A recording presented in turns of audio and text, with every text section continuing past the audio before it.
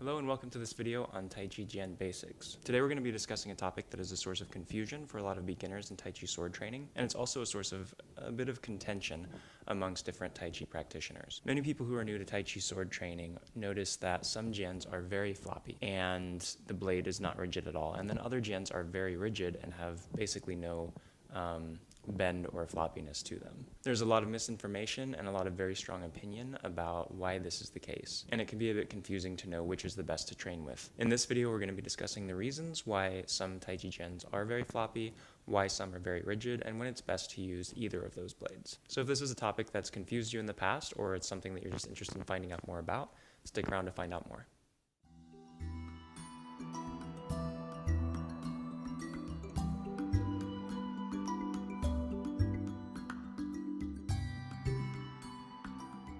So the first thing that I would like to do is talk about three very basic classifications for Taijijians.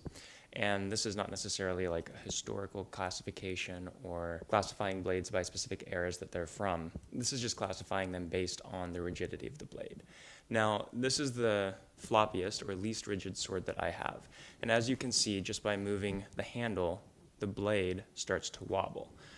And it's not terrible, but you can see that when I hold the sword, it doesn't hold completely true. There's a little bit of droop at the end of it, just based on the flexibility of this blade. Now, this is by no means the most flexible Jian that you can get your hands on. There are many swords available that get down to almost paper-thin blade at the end, and if you wiggle it like this, it flops a lot. So I don't actually own a sword that is that floppy, which is unfortunate for this video, but it's very easy to find videos on YouTube of people using such swords in a lot of competitions. And that's what you see in this first category of swords, and that's what I would call very flexible or floppy Taijijians. And you can see with these more flexible or floppy swords that if you express power, either with a thrust or another movement, that there's a lot of movement that happens with the blade. So with the stab, you can see that it bends and moves around a lot.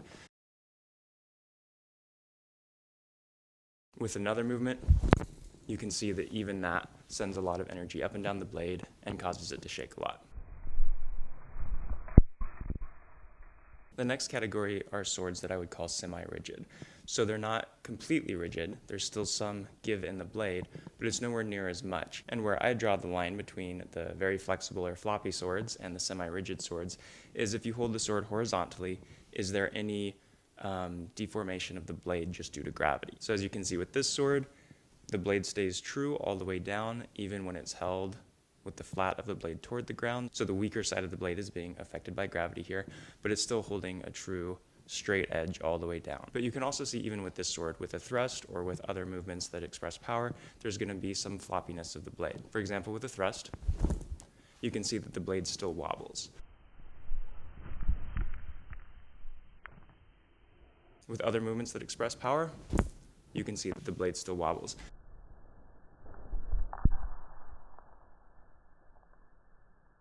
It doesn't wobble as much as the previous sword that I showed in the flexible or floppy sword category, but there's still that movement to the blade. So semi-rigid swords are swords that will give you a true sense of where the blade is based on how you're manipulating the sword. And with a floppy sword, you can manipulate the sword in a certain way, but the last part of the sword is going to do what it wants. You don't really have control over where it goes because there's too much flexibility in the blade. With semi-rigid swords, you have control over exactly where the sword is going, but at the same time, if you were to try to push this through a practice target, for example, the blade would more likely flex before you'd actually be able to push into the target. Then finally, the last category of Taijijians are rigid swords. So basically, they don't have floppiness to them. If I move it around, you see that the blade's not flexing. It's only going where I send it. It's not doing anything extra at the end. With this type of sword, you don't see movement of the blade or wobbling when power is expressed through the blade. For example, with a thrust, it comes straight out and it's steady. With other power expression, you see that the sword has almost no movement in it during that power expression. With this type of sword, even if you try to bend the blade, you can see that there's not a whole lot of bending that's happening. So rigid swords are typically heavier, but they also give you a more realistic feel. These swords also give you a true sense of exactly where the blade is in relation to how you're manipulating the blade. So there's no floppiness that happens at the end of the sword. If you're doing a cut across, You know that the tip of the sword is going exactly where you're sending the tip of the sword. There's no variation. If you want the tip of the sword to go to a specific spot, that's where it goes. And if it's not going there, it's not because something with the sword, it's because you're not manipulating the sword or handling the sword correctly. So the rigid swords and the semi-rigid swords both give you really good feedback on the accuracy and precision of your own movements because there's no variation in what the tip's doing based on floppiness in the sword. Where you tell it to go is where it's going, and as I said before, if it's not going where you want it to go, that's feedback to you that you need to change what you're doing. So that's one of the big upsides of semi-rigid swords and rigid swords. So now that we've discussed the three kind of overall categories of training swords that you'll come across while you're learning Tai Chi Sword, let's touch on a very common myth about Tai Chi swords and the appropriate rigidity for them. And that myth is that the incredibly floppy swords, or the very flexible swords, are actually useful and are traditional swords for actual dueling and sword combat situations. And there's reasoning that the reason the sword is so thin at the end is so it can hold a very, very sharp edge, and that the flexibility of the sword plays into the usefulness of the sword. Such ideas make a lot of sense if you never actually cross blades with someone. So if you're never doing any actual fencing with someone, then the idea that that is an accurate depiction of how swords should function can make sense. I know from firsthand experience, however, that if you try to use a very flexible blade or a floppy sword while fencing or dueling with someone, you find out very quickly that it's nowhere near a functional sword. And let's talk a little bit about why that is, just so you don't have to just take my word for it, but we can actually discuss why that makes sense. One part of it, as we discussed before when we were talking about the different categories of swords, is when you're doing sword work, you need to be able to tell the sword exactly where you need it to go and have it go there. If you want the sword to go somewhere and it goes where it wants to go because it's too flexible and too floppy, then you aren't able to effectively defend yourself or counterattack while you're dueling or fencing with a training partner. You can see this even in solo forms. If you're using a very floppy sword and you're doing a cut, you can see that even the slightest change in what your body does causes the tip of the sword to bounce and change where it's going. If you do more rapid movements, then you'll find that where you want the tip of the sword to go isn't necessarily where it's going to go every time because the sword has so much flexibility, it does what it wants, and it's difficult to make it do what you want it to do. So let's take that into a fencing scenario where I'm wanting to put the tip of my sword at a specific spot as a counterattack. And when I move the sword to do that counterattack, the blade goes somewhere else, and I miss my opportunity, and then I'm potentially more vulnerable. I have to try to defend myself from a counterattack. Everything goes downhill from there. And anyone that's done any sort of partner sparring with swords knows that even with a more rigid blade, there is enough variability that's happening in the exchange that you don't want any added variability to that. You want the sword to respond to what you tell it to do, and you want to be able to know that what you're telling the sword to do is what's going to happen. Using a floppy sword in a fencing situation just adds a whole nother layer of variability where you can't depend on the sword to do what you need it to do. So I think I've possibly overemphasized why a floppy sword or an extremely flexible sword is a bad idea for counterattacks or for attacks. So let's talk a little bit about why it's a bad idea for defensive situations. There's another idea in Taiji sword work that you're really only supposed to defend yourself with the third of the blade that's closest to the handle. That again sounds great in theory, but if you've exchanged any blows with someone in partner sword training, you know that that is ideal, potentially, but not always what happens. Sometimes all you have time to do is keep a sword from getting to you with whatever part of the blade is available to do that. And sometimes that's the further end of the sword. It's not going to give you the most control over what's happening, like being closer to the handle will, but using the further end of the sword to keep yourself from being attacked or cut with your partner's blade is preferable to not being able to stop their blade from reaching you. And so what happens in a defensive situation is when you try to deflect their sword coming in, and instead of being true to its shape, the sword bends and just lets their sword pass through. And that's absolutely not ideal. So we can see that floppy blades are not practical. And what I mean by practical is that if you were to train with the sword in the truest martial sense of training with the sword, so originally swords were not designed to be just something that you look at. They were designed to keep the wielder alive and get rid of the wielder's enemies. And a floppy sword just is not something that's going to do that efficiently. But these swords exist, and they exist for a reason.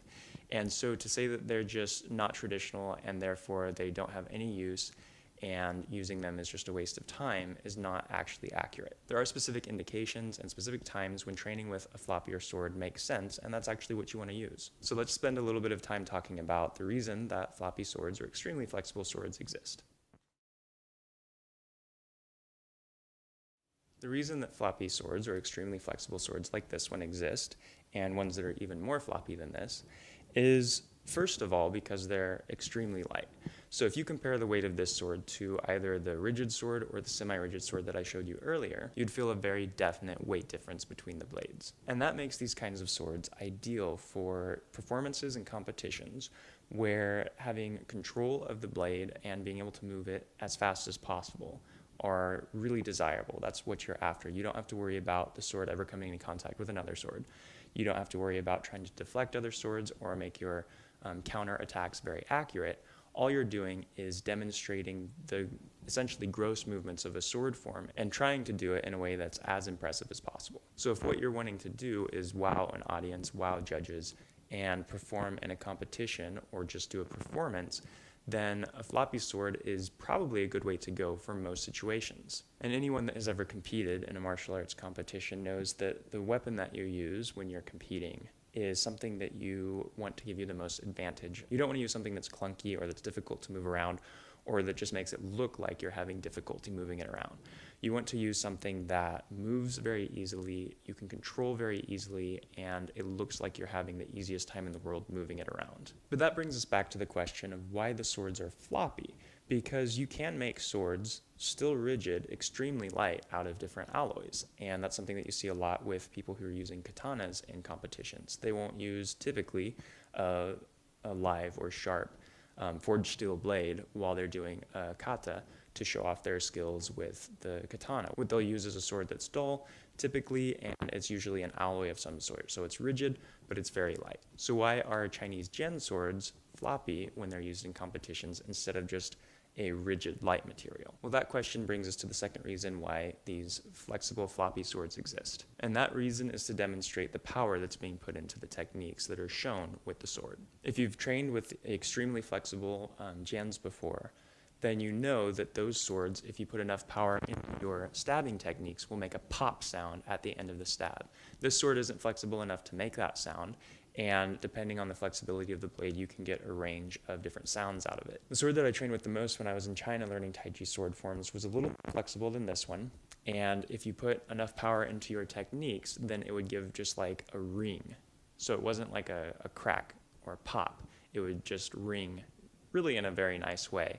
And that's feedback that you're putting enough power into the techniques that you're practicing. And when you get to swords like this that are floppy, but not floppy enough to give any audible feedback when you do a technique with power, you still get the visual feedback of the sword shaking when you do the technique. So why is that sort of feedback desirable? One reason is because in competitions, it's easier for the judges to see how much you're putting into your form, how much power you're generating with your movements, if the sword that you're using gives some sort of feedback. It also tells you something about the type of power you're putting into the technique. If you're just using muscle and pushing the sword forward, you're going to get a little bit of movement, but you're not going to get as much as if you put the actual body motion behind the movement, and it makes the sword move much more. So it shows judges that you're not only putting power into your techniques, but you're putting appropriate power, the right kind of power into your techniques. Another reason that feedback can be useful is because it allows your teacher, if you're training in a very large class, to quickly assess how much power someone's putting into their techniques and the quality of that power. And lastly, it can be helpful to the practitioner themselves to get that feedback as they're training.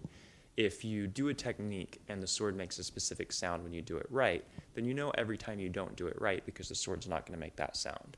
If the sword moves in a certain way, like this sword would, rather than making a sound, that lets me know that I'm putting the correct amount of power or I'm doing the technique correctly, then it helps me hone in on what the correct way of doing a movement is. So now that we know some of the reasons why a floppy or extremely flexible sword exists, let's talk about the times when it's appropriate or when you should be using a floppy sword versus using a semi-rigid sword or a rigid sword. The answer to this question really depends on why you want to learn the Taijijian in the first place. If your main goal is competition or performance, then the floppy sword is really, or the extremely flexible sword is really your main go-to, and that's going to be your ideal training tool. However, there are times when using an extremely flexible sword is useful for someone who's wanting to focus only on the traditional use of the sword as far as fencing and practical use is concerned. For those who are learning Tai Chi sword, for health reasons, because they're wanting exercise of Tai Chi and they're wanting to do something with the sword, or if they're doing it for self-cultivation, self-development, and the sword is the tool that they've chosen to help them do that, it's important to recognize that the benefits of empty hand Tai Chi training really come from learning how to move the body in specific ways, how to manipulate what's going on the inside of the body that's not necessarily visible outside of the body through body mechanics, breathing, internal motion. And benefits also come from the awareness of the body that's developed through the type of training that you do in Tai Chi. And if someone's moving on to learn the Taijijian, it's presumably because they've developed their awareness and precision in their own body movements enough that they're ready to extend that awareness and precision beyond their body into something else, such as a sword. So the Taijijian, and really any traditional weapons that are used in Tai Chi, are perfect tools for extending someone's awareness beyond just what's going on in their body. And to use the extension of that awareness and precision into an object so that it feels as if it becomes a part of your body. So instead of being limited to only being aware of and precise with what you yourself are doing, you learn to extend that into something that you're just in contact with.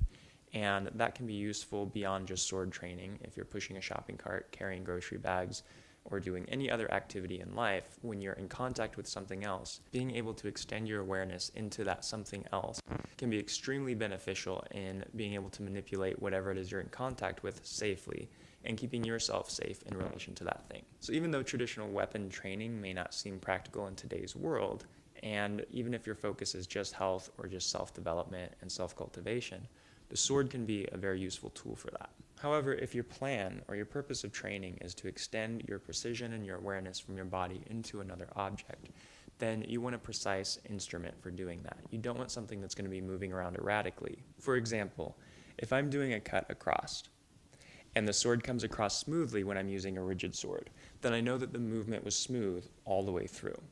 If I do the cut across and the tip of the sword's doing this sort of a thing, then I know that something needs to change somewhere, and it can increase my precision and it can increase my awareness by the feedback of what's happening with the blade. It lets me know if I'm moving it in the way I'm supposed to be moving it, because it either will or won't be doing what it's supposed to be doing. Now if I switch to a sword that's floppy and doesn't even necessarily hold a true straight line at the end, it starts to curve down a tiny bit, I don't know where that cut would actually be going if I was using a rigid sword. So I might be training incorrectly, where I would normally be cutting here. I might be holding the sword to cut higher because I'm trying to compensate for the bend in the tip of the blade. Additionally, if I do a smooth movement and I see the tip of the sword flopping around a bit, I don't know if that's because my hand is not doing what it's supposed to be doing, or if maybe there's a breeze that's making the blade move on its own. So I don't get good feedback on the precision of my movements based on the imprecision of how the sword moves. So the development in precision and awareness that can come from sword training is severely impacted and really limited by using a floppy sword. So if you are learning Tai Chi for self-development, exercise, self-cultivation, then I highly recommend that you use either a rigid sword or a semi-rigid sword. So the benefit of using a semi-rigid sword is that it maintains its true shape and it responds exactly to what you tell it to do. So you get the correct feedback. It's going to be a little bit lighter, and it still has enough flexibility that if you put power into a movement, then you're still going to get feedback from the movement of the blade as to whether you put the correct amount of power into that movement. And one thing that I would like to point out is if you're doing Tai Chi for health or self-development, self-cultivation, you don't need to use a metal rigid blade. If you use a wooden sword, this is also a rigid sword. See, if I try to flex it, it doesn't really do much. And where I send the sword is exactly where it goes. So I can get that same feedback for precision and awareness of how the sword is moving, and I can also do that in a way that's very inexpensive. Typically a sword like this is around $20 to buy, so it's very cheap, very easy to get your hands on, and if something happens to it, it's easy to replace, but it's also rigid enough to give you the feedback and the chance for development that a floppy sword can't give you. If your number one goal is competitions and performances, then a extremely flexible or floppy sword is going to be the way to go for you. And the reason is because it's very easy to move quickly, it's very easy to control where and how you move it. And I don't mean the tip and the precision of the cut. I mean if you're doing quick movements with the sword, the ability to move it quickly is going to be incredibly increased by the lightness of the sword. The flexibility of the sword gives the feedback to the judges or the audience that what you're doing is powerful and it's powerful in the right way. And it also gives you the agility to move the sword in the most impressive way possible. Now, if you're training for competition, it can be useful at times to train with a sword that is a little bit heavier and a little bit more unwieldy than the sword that you're going to be performing with. And the reason is because it's going to increase your strength and it's going to increase your ability to manipulate that lighter sword. However, you don't want to train predominantly with a heavy sword. You want to do the majority of your training with the sword you're going to be competing with, and that way there's no fumbling, there's no getting used to or relearning how to move that sword around. It's the sword that you're most used to and the sword that you can control with no problem. So while it can be useful for a competitor to use a semi-rigid or rigid sword at times, really sticking to the sword that you're going to be competing with is going to be your best bet. Now, for those of you who are training for purely martial arts purposes, you really want to develop the fencing skills with a Taijijian. The best sword for you to train with is going to be a rigid blade, simply because a rigid blade is the only really practical blade to use in a fencing situation or in a traditional martial arts training situation. As we mentioned before, a extremely flexible or floppy sword is a bad idea because it affects your ability to be precise with your movements. You'll never know when you make a cut if where you intended for that cut to go is where the cut is actually going to go. And that makes it more difficult for you to improve your precision through getting feedback from your sword as to whether what you're doing is actually making the sword do what you want it to do. And as we mentioned before, the floppiness of the sword or the extreme flexibility of it really removes the protection that a sword can offer if you're trying to deflect an opponent's attack, because it will bend and let their weapon get past it very easily. And really, when you're doing your solo training, you want to get used to the feel of the rigid sword. So you don't want to really switch from a very floppy sword back and forth with a rigid sword, because you're not developing that real sense of what the rigid sword feels like. And then if you do any sparring or fencing with that sword, then you won't actually be able to manipulate it as easily as if you had just trained with the rigid sword in the first place. However, I did say there are times when using a very floppy sword is useful for those who are really just interested in the martial applications of using the sword. So when is it that a floppy sword or an extremely flexible sword is useful for the martial arts practitioner? And the answer is that you don't want to use a floppy sword for a primary training tool. You want to use it as a supplementary training tool, and it's not something that you would use in the beginning of your training either. If you're familiar with traditional martial arts, you know that in the beginning you don't use power. So as you're first learning the sword, using a floppy sword and getting the feedback as to when you're putting enough power into it isn't going to be useful for you. What you want to focus on in the beginning of your training is getting the fundamentals down, learning how to move correctly so that when you eventually do start to generate power, it comes naturally and it's not something that you're going to injure yourself with. So in the beginning of your training, you would start with a rigid blade. It gets you used to the correct feel of a sword. It gets you feedback as to whether you're being precise in your movement or whether your movements are erratic, and the rigid sword will tell you that immediately. And it gives you a practical sword that can stand up to deflections that need to be done when you're working with a partner, and also gives you precision when you're doing counterattacks. So rigid sword sets up your foundation really well.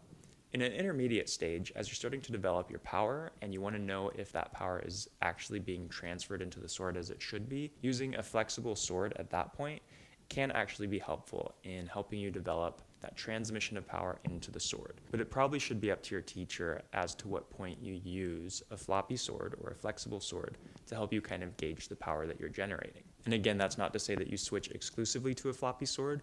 What you would be doing is training with your rigid sword as usual, and then if you are wanting to work on specific power generating drills or specific techniques in a form and see if the power is being generated correctly or if power is being generated, you can use a very flexible sword at that point, and the sword will give you the feedback as to whether you're actually generating that power. So it's really only a supplemental tool. Then once you're able to generate that power consistently and generate it well, you can give up the flexible sword because you already have the mechanics in place to generate that power, and you can go back to exclusively training with a rigid blade. So in this video, we discussed 3 different categories of swords that people encounter when they're learning Taijijian. We discussed why each category exists, and we discussed the best use for the swords in each of those categories for your training based on your training goals. And I think the best way to summarize what we talked about in this video is using the saying, the right tool for the right job. That's something that I learned when I was working in construction. If you use the correct tool for the correct job, it made the job much easier. It got you the results you were wanting to get. If you're wanting to hammer nails, for example, and you use a pipe wrench to do it, it can be done, but it's going to be a lot easier. You're going to get the results you want and a lot faster if you use a hammer. And the same is true in your Tai Chi sword training. If you're wanting to develop your precision, increase your awareness of your body and how it relates to other things, you want a sword that gives you the right feedback for that. if you're wanting to look really impressive when you're doing a competition form. You want a sword that feeds into that goal.